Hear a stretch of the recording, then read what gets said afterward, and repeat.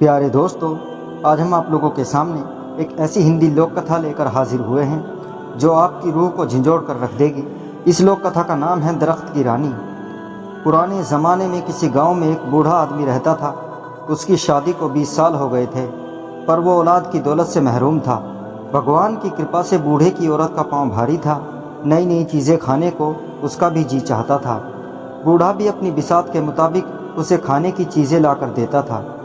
एक रोज़ बूढ़े की बीवी को खट्टे मीठे बेर खाने की बहुत ख्वाहिश हुई।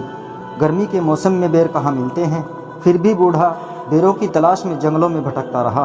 एक दिन जंगलों में इधर उधर बेर तलाश करते हुए वो एक तालाब के किनारे पहुंचा तो एक बेर की झाड़ी नजर आई। बूढ़े को बहुत खुशी हुई। वो अपने दोनों हाथों से बेर इकट्ठे करने लगा। अभी झोली भर बेर ही तोड़े थे कि एक आदमखोर मगरमच्छ ने अपना बड़ा सा मुंह पानी से ऊपर निकाला और ज़ोर से सांस खींची। उसके सांस लेने से एक ज़ोरदार आंधी चली और बूढ़ा कमज़ोरी की वजह से अपने को न संभाल पाया और तालाब में आ गिरा। बूढ़ा अपने को संभालते हुए किनारे तक पहुंचना ही चाहता था कि मगरमच्छ ने इसके पांव ही पकड़ लिए। बूढ़ा उससे कहने लगा, भाई, खट्टे मीठे बेरों की तलाश में मेरे पांव घिस गए और फिर जब बेर मिले तो मेरे रास्ते में तू रोड़ा बनता है। तेरी ये मक्कारी मुझ पर कोई असर नहीं करेगी। बहुत दिनों से इंसान का गोश्त खाने को नहीं मिला। तेरी करारी हड्डियों को चबाने में मुझे बहुत मज़ा आएगा। आज मैं तुझे खाऊंगा। मगरमच्छ ने लार टपकाते हुए कहा। क्यों? मुझे तू क्यों खाएगा? इसलिए क्योंकि तूने मुझसे बगैर इजाज़त लिए मेरे बेर लिए हैं। भाई, मैं ये बेर बहुत मजबूरी में ले रहा हूँ। मेरी बीवी की हालत कुछ ऐसी है, मैं और मेरी बीवी अब और ज़्यादा इंतज़ार नहीं कर सकते। बूढ़े की बात सुनकर मगरमच्छ समझ गया। ओह, अगर ये बात है तो मैं तुझे नहीं खाऊंगा। तू अपनी राह ले, लेकिन मेरी एक शर्त है। क्या शर्त है? बूढ़े ने पूछा। अगर लड़का होगा तो तेरा और लड़की हुई तो मेरी। मंजूर, कहकर वो बेरों की झोली संभालते हुए चल दिया। वो अपने दिल में सोचने लगा कि मगरमच्छ उसे फिर कहाँ मिलेगा, और अगर उसके यहाँ लड़का पैदा हुआ तो फिर तो परेशानी की कोई बात ही नहीं। बूढ़ा अपनी बीवी की आवभगत में कोई कमी नहीं करता था। दिन पर लगाकर उड़ते रहे और एक दिन बूढ़े के घर एक खूबसूरत और बहुत तंदुरुस्त लड़की पैदा हुई। बच्ची को देखकर उसे मगरमच्छ की बात याद आई तो वो कांप उठा। लड़की का रंग गुलाब के फूल की तरह था। उसकी आंखें हीरे की तरह चमकदार थी। वो परियों की तरह हसीन और मासूम थी। ऐसी मन्नतों और मुरादों की लड़की मगरमच्छ के पेट में जाए, ये सोचकर बूढ़ा दुख से कांपने लगा। उसने सोचा कि अब वो कभी तालाब के किनारे नहीं जाएगा। बारिश का मौसम आया और नदी में बाढ़ आ गई। मगरमच्छ पानी में बहकर तालाब से निकलकर खेत में आ गया।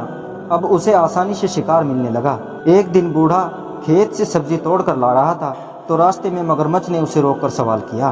क्यों बे बुढ़े, मुझसे छुपता क्यों है? तू मुझसे छुपकर कहाँ भागेगा? सीधी तरह बता, तेरे यहाँ लड़की हुई या लड़का? लड़की हुई है, बूढ़े ने सहमी हुई आवाज़ में कहा। तो फिर वो मेरी है। मेरी अमानत को अब तक तूने अपने पास क्यों रखा है? क्या तू अमानत में खयानत करना चाहता है? इतनी छोटी बच्ची को तुझे कैसे दे दूं? बूढ़े ने कहा। 14 साल पहले तूने मुझसे वादा किया था। क्या वो अब भी बच्ची है? तू बाप की नज़र से देखता है। वो अगर बूढ़ी भी हो जाएगी तब भी वो बच्ची ही रहेगी। तू मुझे अब और बेवकूफ़ नहीं बना सकता। मैं तुझे चैन से रहने नहीं दूंगा। देख, अगर तूने लड़की को कल ही लाकर मुझे नहीं दिया तो मैं तुम तीनों को एक एक कर कर ख़त्म कर दूंगा। मगरमच्छ ने कहा। वो मेरी बेटी है, अपना खून तुझे कैसे मैं दे दूं? लोग क्या कहेंगे? बूढ़े ने सवाल किया। लोग क्या कहेंगे वो मैं नहीं जानता। तू क्या चाहता है? वादा खिलाफी करना चाहता है? मगरमच्छ ने गुस्से से चिल्लाकर कहा।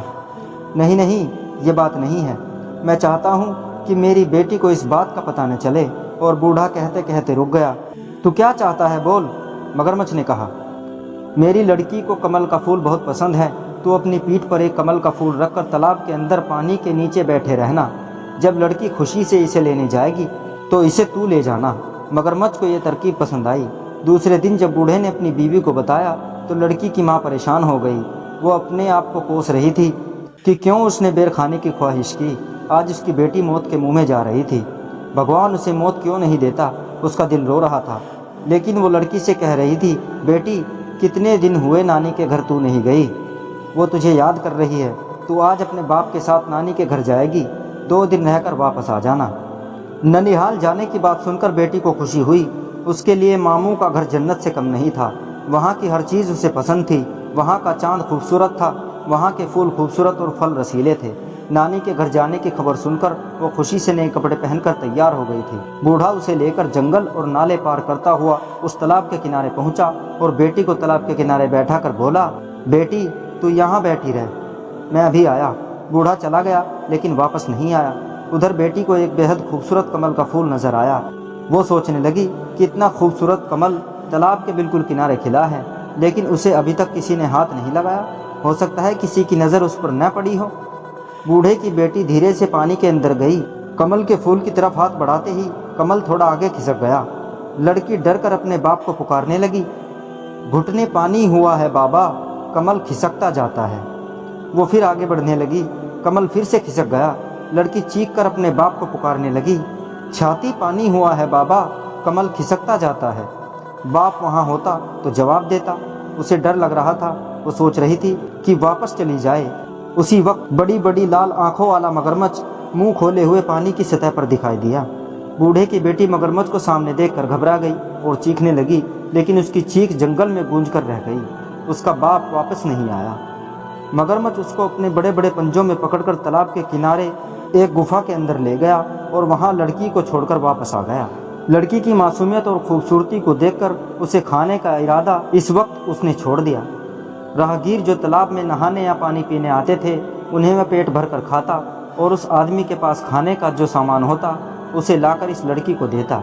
लड़की इस गुफा में पड़ी रहती, पर मगरमच्छ के डर से वो कुछ बोलती नहीं थी। इस तरह दिन गुजरते गए। चारों तरफ इस तालाब का मगरमच्छ आदमखोर के नाम से मशहूर हो गया था। डर के मारे कोई राहगीर इस तालाब की तरफ नहीं आता था। मगरमच्छ भूख से बेकरार होने लगा। उसने तालाब की बड़ी बड़ी मछलियों को खाकर ख़त्म कर दिया। अब वो भूख के मारे मरने लगा।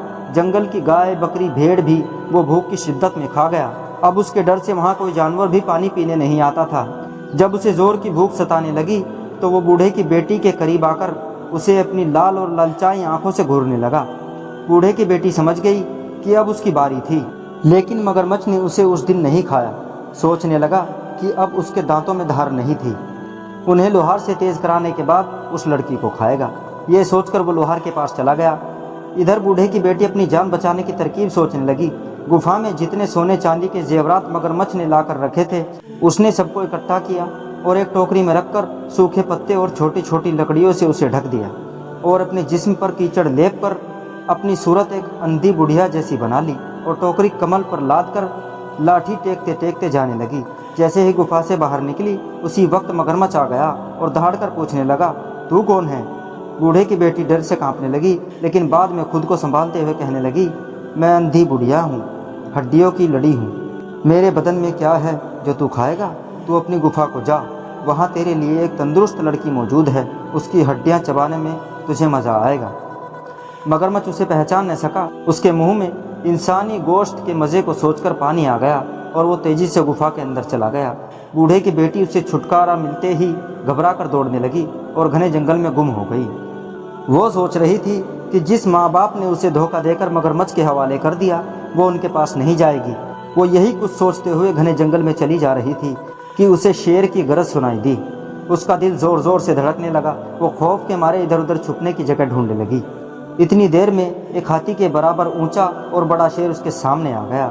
डर के मारे वो सामने एक बड़े बरगद के दरख्त के तने से चिपट गई और रो रोकर मजबूरन दरख्त से दरख्वास्त करने लगी, ऐ दरख्त तू फट जा, मैं तुझ में समा जाऊं और तू बंद हो जा। ये सुनते ही दरख्त सचमुच फट गया और वो उसके अंदर चली गई और दरख्त बंद हो गया। एक दिन एक राजकुमार शिकार करने के लिए उसी जंगल में आया।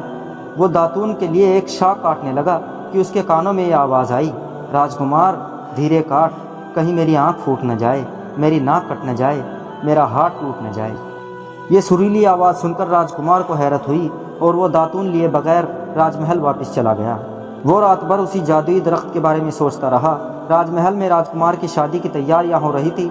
ज्योतिषी और पुरोहित राजकुमार को समझा रहे थे, लेकिन राजकुमार की बस एक ही जिद थी कि वो उसी दरख्त से शादी करेगा। अगर उसकी शादी उस दरख्त से नहीं हुई तो वो अपनी जान दे देगा। राजकुमार राजा की इकलौती औलाद था।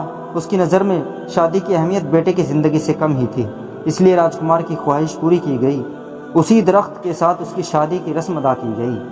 राजकुमार ने उस दरख्त को वहाँ से उखाड़कर अपने महल के पास बाग में लगवा दिया बूढ़े की बेटी रात गए दरख्त से निकलती और महल के अंदर जाकर सब काम पूरे करती और सुबह होते ही वापस दरख्त के अंदर चली जाती। एक रोज़ राजकुमार ने छुपकर बूढ़े की बेटी के ये सब काम देखे।